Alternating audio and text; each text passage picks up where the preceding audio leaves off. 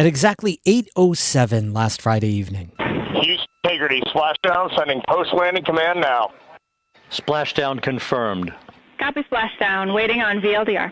Artemis II splashed into the Pacific Ocean after its history-making trip around the moon. From the pages of Jules Verne to a modern-day mission to the moon, a new chapter of the exploration of our celestial neighbor is complete. Integrity's astronauts back on Earth. Earlier that day, I did an interview with an Artemis NASA software engineer. She was excited, but still nervous, not ready to be celebratory until the splash was down. A North Country woman behind the scenes of the Artemis mission on today's Story of the Day. Support for Story of the Day comes from the Wild Center in Tupper Lake, dedicated to strengthening visitors' connections to the natural world. More at wildcenter.org. Hey, I'm David Sommerstein. It's Monday, April 13th. First up, state police are investigating the deaths of 3 incarcerated people at 3 state prisons in the North Country. Last Monday, 51-year-old Michael Campbell was killed at Upstate Correctional in Malone. Police say an investigation revealed that Campbell was allegedly strangled with a shoelace by his cellmate, Andrew Hernandez. Last Tuesday, 2 incarcerated people at Riverview Correctional in Ogdensburg were involved in a physical altercation. Police allege that 29-year-old Ollie Jackson punched 34-year-old Lawrence Brown and hit him with an unknown object. Brown was taken to Sooty Upstate Medical Center for brain bleeding and died 3 days later. Then, last Friday, officers at Gouverneur Correctional Facility discovered 45-year-old Sean Bennett lying dead on the floor of his cell. Police allege there was a physical altercation between Bennett and his cellmate, 32-year-old Savon O'Neill. If all 3 deaths over the last week are ruled homicides, it would outpace the number of murders in all of New York State's prisons last year.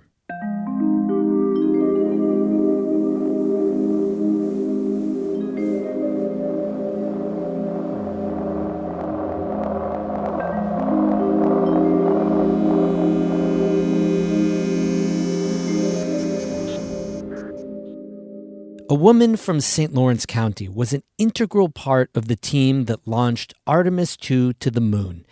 Jamie Szafran is a software engineer and architect on NASA's Artemis missions. She went to Edwards Knox High School and graduated from SUNY Potsdam. She started her studies, amazingly, at the Crane School of Music. Started at Crane as a clarinet music theory major, and then had added math, which I ended up taking as a minor, and then had added computer science. And so that kind of led along that path. But for the computer science major, for the capstone project, I had to do an internship. And I applied all over NASA and got one, which was at Kennedy Space Center. And that's kind of how I ended up here. So tell us now, you're at NASA. What did you do related to the Artemis mission? Well, so like I originally said with my title, I'm a software architect and a software engineer on the Spaceport Command and Control System. And what that is the software that we use for the processing and the assembly and the launch of the SLS rocket and the Orion capsule for each of the Artemis missions.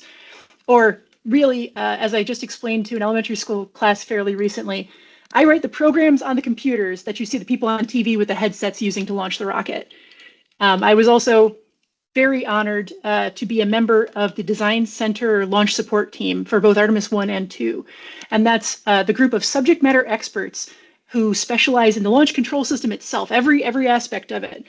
And we were there to advise and assist if any issues came up with the actual launch control software and kind of advise the launch team on actions they could take.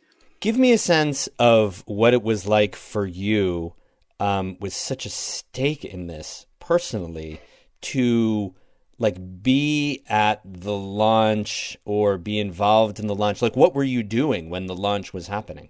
So the entire lead up to the launch, we actually worked a couple of shifts from the start of the count into the launch. The terminal count shift, which is that last one that starts with us fueling the rocket and going through to launch. We were sitting on console, listening to the comms, waiting to see if we'd be needed, watching the internal camera feeds. And of course, we had the public coverage on in the background quietly. And we were working through this, but also just kind of waiting. And then we were really lucky because our team was not in the prime firing room. And there's really nothing that we do for the last few minutes of launch. We're hands off. We're waiting for a very small team of people to finish the launch. And we were released to go outside. And so my team got to watch the launch from next to the Launch Control Center building. And it was fantastic. Yeah. What did tell me what you were feeling. But you spend the entire 3 days of the count basically both equal parts nervous and excited. And the last couple of minutes before the launch, we had the coverage on outside, listening to the count. I think we held our breath the entire several minutes we were outside. And here we go. 10, 9. And then the rocket lifts off the pad, and it was the most beautiful thing I had ever seen. And it lit up the sky. And this was daytime, and it still lit up the sky brighter than the sun. And lift off. The crew of Artemis II now bound for the moon. Humanity's next great voyage begins. And there's this brief moment, because of physics, that the sound hasn't hit you yet. And all you see is this giant glowing rocket rising up in the sky, and then the sound hits you. And it's the absolute loudest thing on the planet Earth. And it just, you feel it. It reverberates. We were close enough. We're just a handful of miles from the pad that it just reverberates through your body. And then you get it again because it bounces off the building. And that was just, it was the pinnacle of everything we've worked on. It was exciting in ways I can barely describe to you. Yeah, it really strikes you emotionally, like just hearing you talk about it. It was, everybody, works long hours. We have occasional early mornings and late nights and, challenging work. And this is the pinnacle of that. And this made it all worth it. You're standing there with a couple dozen of your colleagues, and we're laughing and we're crying and we're cheering, and everybody's wordless. Nobody's got a single thing to actually say. We're just all cheering and thrilled, and it was amazing. What has your work life been during the mission? Like, as the Artemis has been going out to the moon and then back around, what have you been doing? I'll say bizarrely normal, because we're actually working forward. We're coming up to a release of the first cut of the Artemis III software, and we're working on the Artemis IV software and hardware modifications. So we've actually been working Artemis 2, 3, and 4 at the same time, because I think what a lot of people don't realize is that the software has to be done a couple of years in advance. And then we have, testing and all of this to make sure it's solid. And then we give it to the launch team and they train on it for months. So we're actually working right now pretty hard on Artemis 3 and 4. One thing I wanted to ask you was, there's been some coverage and definitely a lot of stuff on social media. There was a photo of Mission Control and how many women were in the room and how many women were working on this project. What has it been like to work in this, large, number of women environment in, where STEM, there's still fewer women in STEM than men? It is awesome. It's a lot of fun.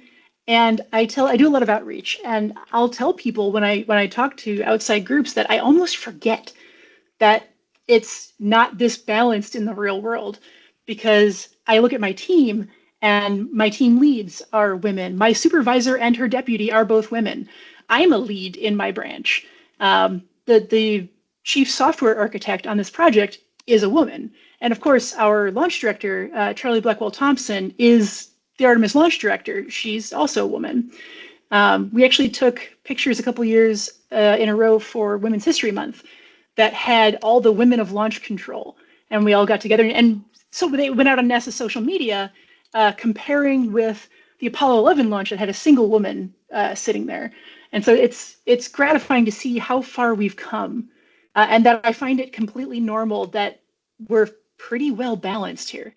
Jamie Szafran is a NASA software engineer and architect working on the Artemis missions. She grew up in St. Lawrence County and graduated from SUNY Potsdam. I want to give a big thanks to Carol Strom, Jamie's choral director at Edwards Knox High School. She was the one who put me in touch with Jamie. We have more news all the time on our website, ncpr.org. Music today by Lost in Beijing of Keen and Michael Hart and Ramon Vasquez of Malone. I'm David Sommerstein, North Country Public Radio.